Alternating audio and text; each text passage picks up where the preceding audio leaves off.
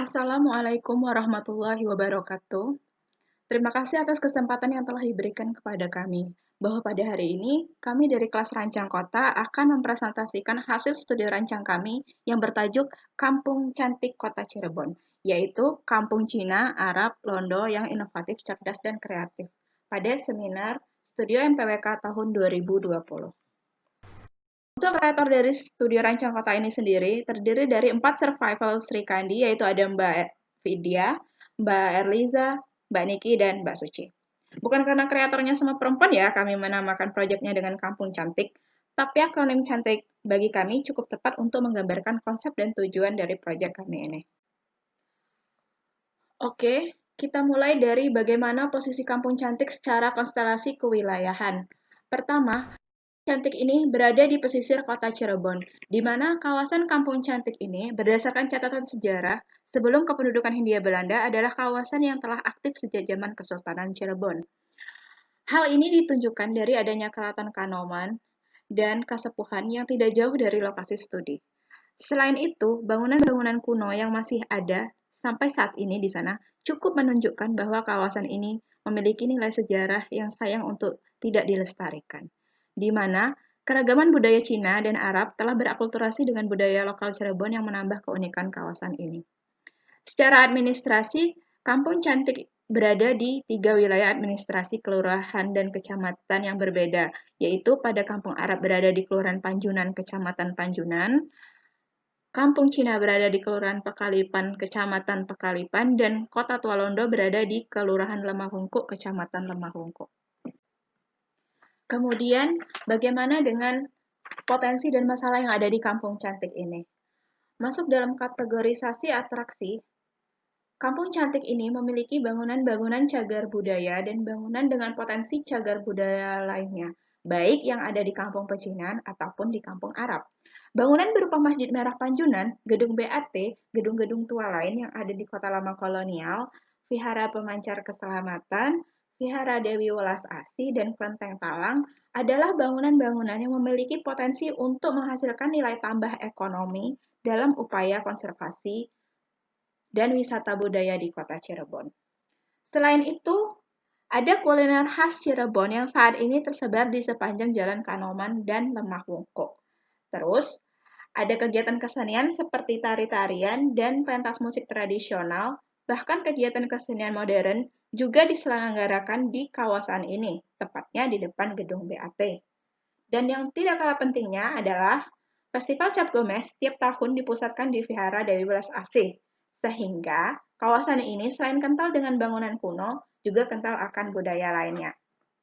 Akan tetapi, ada juga masalah terkait potensi atraksi ini, yaitu masalah pelestarian beberapa budaya, seperti tradisi ngapem, tawurji, dan budaya lain yang ada di kampung Arab sudah mulai ditinggalkan oleh masyarakat. Selain itu, bangunan-bangunan cagar budaya dan yang memiliki potensi cagar budaya sebagian tidak terawat. Hal ini membuat nilai atraksi budaya sedikit berkurang. Kemudian, pada aksesibilitas, Kampung Cantik ini mudah diakses karena dekat dengan stasiun Perujakan dan stasiun Cirebon, serta Bandara Internasional Kertajati yang ada di Kabupaten Majalengka. Selain itu, kendaraan umum dan fisik jalan raya dalam kondisi yang baik, sehingga memudahkan kita untuk mengakses kawasan ini. Akan tetapi, dalam kawasan studi, kondisi pedestrian waste yang belum sesuai dengan fungsi yang sebenarnya dan juga masalah kurangnya penataan PKL membuat aksesibilitas di dalam kawasan ini sendiri mengalami kendala. Selanjutnya, pada aspek akomodasi, kawasan studi ini tidak begitu jauh dengan hotel ataupun penginapan existing yang tersebar di kota Cirebon. Selain itu, kuliner khas Cirebon telah disebutkan sebelumnya, juga berada di kawasan ini. Potensi inilah yang akan membantu dalam kegiatan konservasi melalui kegiatan wisata budaya itu sendiri. Hanya saja, akan lebih baik jika terdapat penginapan yang unik di dalam lokasi studi untuk menambah long stay pengunjung. Terakhir, pada aspek informasi dan promosi, pemerintah Kota Cirebon melalui Dinas Kepemudaan, Olahraga, Kebudayaan Pariwisata secara aktif saat ini sudah membuat promosi dan penyebaran informasi terkait aktivitas wisata yang ada di Kota Cirebon melalui berbagai platform seperti Instagram, Facebook, Twitter, dan YouTube, serta terhubung dengan beberapa platform yang lebih luas seperti ayo-cirebon.com dan smilingwestjava.event. Permasalahan untuk aspek ini sebenarnya lebih kepada manajemen dan pengisian konten informasi dan promosi itu sendiri. Selain itu, pemilihan username atau alamat host platform sosial media yang ada saat ini dirasa kurang mudah untuk diingat atau dicari, sehingga pencari informasi butuh waktu sedikit lebih lama untuk mendapatkan akses informasi.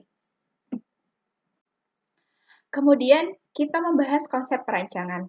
Konsep perancangan dalam studi ini dimulai dari tema besar studi itu sendiri, yaitu pengembangan wilayah pesisir yang cerdas, humanis, berbasis budaya, dan sejarah. Selanjutnya diturunkan dalam tema konsentrasi rancang, yaitu perancangan kampung heritage pesisir Cirebon yang berbasis pariwisata yang kreatif, inovatif, dan cerdas. Dari tema konsentrasi tersebut, kemudian kami memilih lokasi studi dengan menggunakan kriteria-kriteria kata kunci, yaitu kriteria kampung heritage dan kampung pesisir. Dari studi literatur itulah, maka terpilihlah lokasi kampung cantik ini. Setelah terpilih lokasi studi, maka dengan mempertimbangkan kriteria kawasan konservasi, kampung cerdas, dan heritage tourism, serta kondisi lapangan yang ada, maka kami memilih konsep Smart Culture in Heritage Conservation. Dari konsep itu, kami mengusung Kampung Cantik Cirebon sebagai branding kawasan dengan tujuan akhir mewujudkan masyarakat yang sejahtera dan sadar budaya di kampung heritage Arab, pecinan, dan kolonial berbasis pariwisata yang inovatif, cerdas, dan kreatif di kota Cirebon pada tahun 2040. Selanjutnya, dalam implementasi konsep yang telah kami buat, hal pertama yang kami lakukan adalah menginventarisir kegiatan yang telah ada dan rencana kegiatan yang akan kami rancang di dalam kampung cantik ini.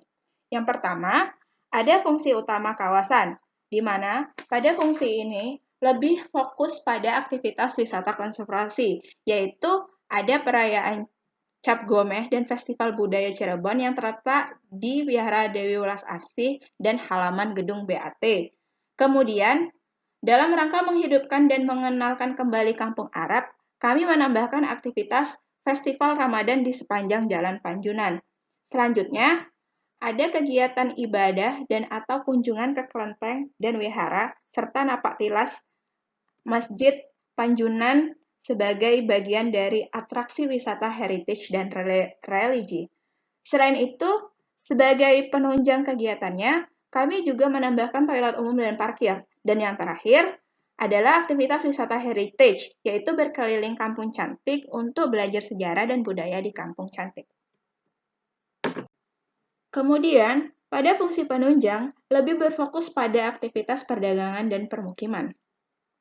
Aktivitas-aktivitas pada fungsi ini tidak merubah aktivitas asli, hanya saja ada penataan pada ruang dengan aktivitas wisata belanja dan kuliner, serta penambahan penyediaan TPS 3R dalam rencana perancangan.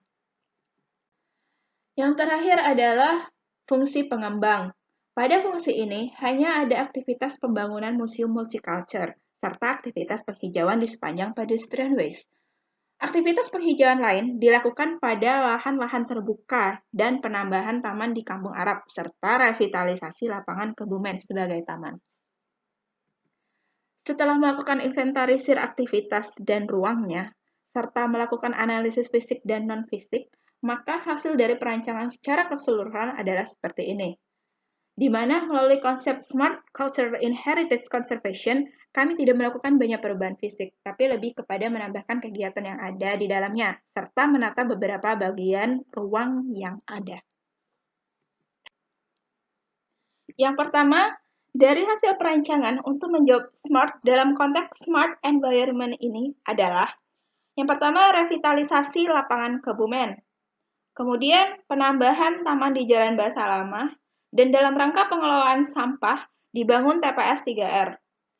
TPS 3R tersebut akan diletakkan dekat dengan Taman Bahasa Lama. Selain sebagai tempat pengelolaan sampah, bangunan TPS 3R yang diletakkan di sana adalah bagian dari sarana edukasi bagi masyarakat setempat ataupun pengunjung yang mengambil jalur Taman Bahasa Lama.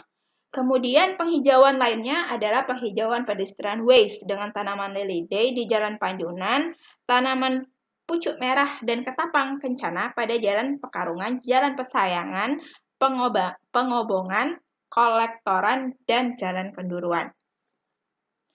Selanjutnya, bagaimana dengan smart cultural? Smart cultural yang kami tawarkan pada dasarnya adalah aktivitas konservasi kawasan dengan memberikan arahan bahwa bangunan-bangunan yang berada di sepanjang jalan kampung kontekstual dengan gaya arsitektur di sekitarnya. Misalnya saja, bangunan ini untuk di kampung Arab dan bangunan ini untuk di kampung pecinan. Penginapan atau hotel baru yang akan dibangun pun harus kontekstual dengan tema kampung di sana.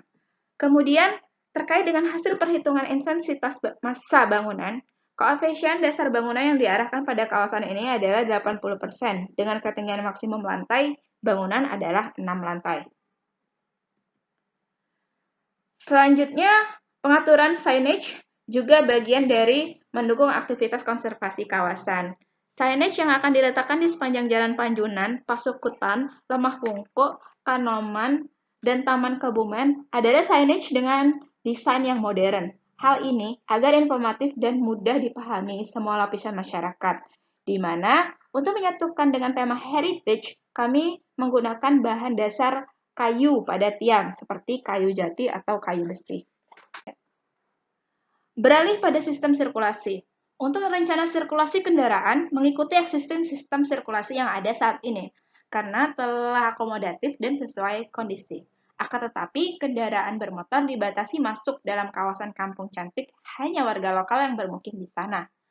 Kemudian, terkait dengan sistem parkir, kami merancang kawasan parkir berada di Jalan Tanjung, sebelah barat Taman Kebumen, yang menggunakan sistem Smart Vertical Rotary, di mana sistem ini tidak membutuhkan lahan yang luas.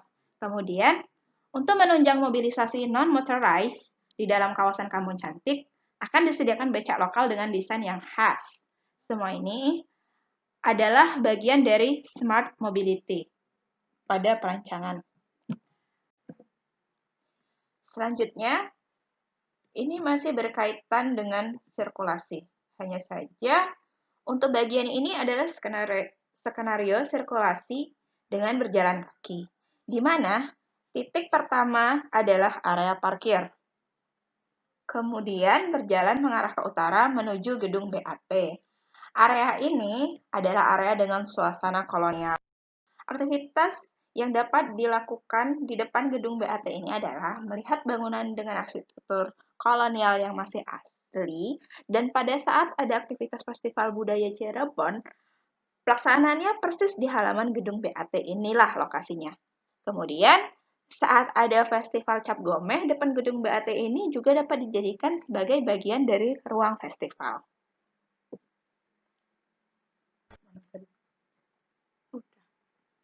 Kemudian, lanjut berjalan ke barat dan mengarah ke utara. Di sana, kami merancang suatu museum dengan konsep multicultural museum, di mana di dalam ini akan terdapat berbagai koleksi dari 4 budaya, yaitu budaya Arab Cirebon, pecinan Cirebon, sejarah kolonial di Cirebon, dan budaya Cirebon itu sendiri. Selain itu, di museum ini juga direncanakan terdapat studio kerajinan gerabah dan persewaan kostum dengan tema Cina, Arab, dan kolonial.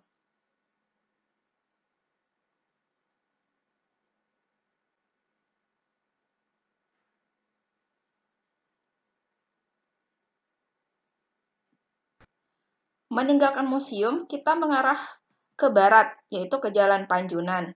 Pada area ini, kita telah masuk ke Kampung Arab, di mana di sepanjang Jalan Panjunan ini diarahkan menjadi ruang festival Ramadan saat bulan Ramadan, dan menjadi area belanja oleh-oleh, haji umroh, dan makanan khas Arab lainnya.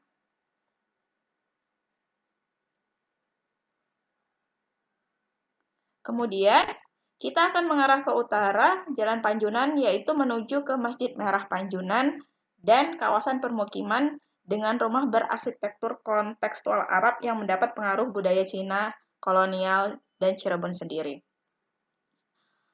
Selanjutnya kita mengarah ke selatan. Kita akan melewati Jalan Basalamah yang dirancang sebagai ruang PKL, di mana aktivitas PKL selama ini mengambil badan jalan di dalam kawasan Kampung Arab. Sehingga ruas jalan ini termanfaatkan dan PKL memiliki ruang untuk berdagang. Jalan lagi menuju ke selatan, kemudian mengarah ke timur, kita akan sampai di Jalan Lemah Wungkuk. Area ini sudah masuk pecinan.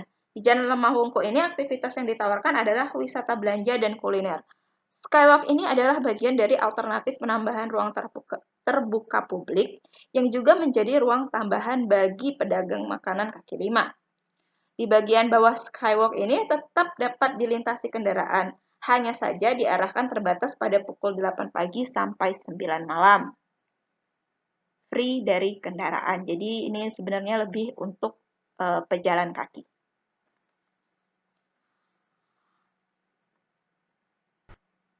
Rangkaian atraksi ini adalah bagian dari penerapan smart economy, yaitu aktivitas yang dirancang untuk menghidupkan ekonomi lokal dan memberdayakan masyarakat lokal.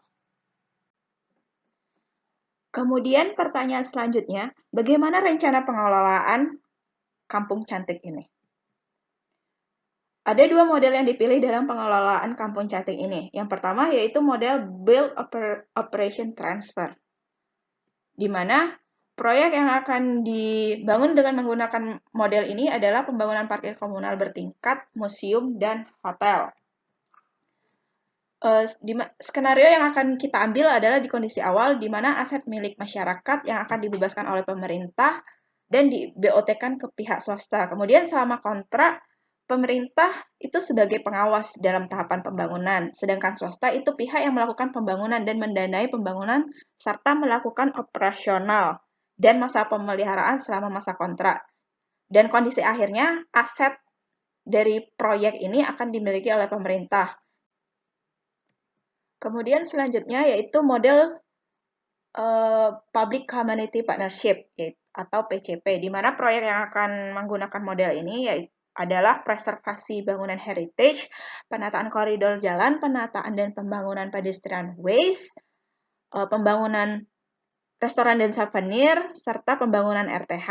Dengan skenario pengelolaan, aset awal itu adalah milik masyarakat, dan selama kontrak itu pemerintah itu adalah pihak yang melakukan pembangunan dan mendanai pembangunan, sedangkan pihak swasta dalam artian di sini adalah masyarakat, yaitu sebagai pemilik lahan dan yang melakukan pengoperasionalan, di mana kondisi akhirnya aset akhir adalah milik pemerintah dan masyarakat.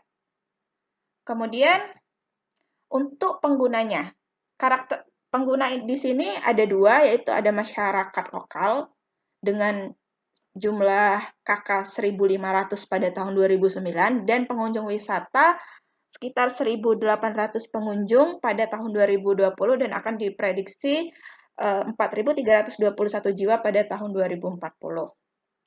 Kemudian, bagaimana dengan pembiayaannya?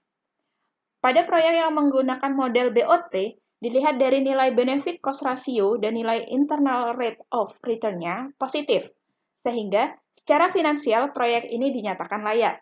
Dan secara perhitungan ekonomi, proyek yang dikerjakan dengan model BOT ini juga dianggap layak meskipun dengan nilai BCR yang sedikit rendah. Selanjutnya, untuk proyek yang menggunakan model PCP, secara perhitungan finansialnya dianggap tidak layak karena nilai internal rate of ratio-nya menunjukkan angka negatif. Tetapi, secara perhitungan ekonomi, proyek pada model ini dinyatakan layak dengan nilai benefit cost ratio yang tinggi, yaitu 13,83. Demikian beberapa hal yang bisa kami sampaikan. Sebelumnya kami memohon maaf yang sebesar-besarnya kepada hadirin sekalian apabila dalam penyampaian presentasi ini terdapat kesalahan kata atau beberapa pernyataan yang kurang berkenan. Sebelum mengakhiri presentasi ini, di sini saya akan menyampaikan sebuah kutipan dari Messi Jurnardi. Menurutku, keunikan budaya harus dibagikan, supaya ada pemahaman umum bahwa keunikan itu bukan sesuatu untuk ditakuti, bukan sesuatu yang harus dihancurkan. Kurang lebihnya kami ucapkan kesuwun. Terima kasih. Xie Danke dan syukran. Wassalamualaikum warahmatullahi wabarakatuh.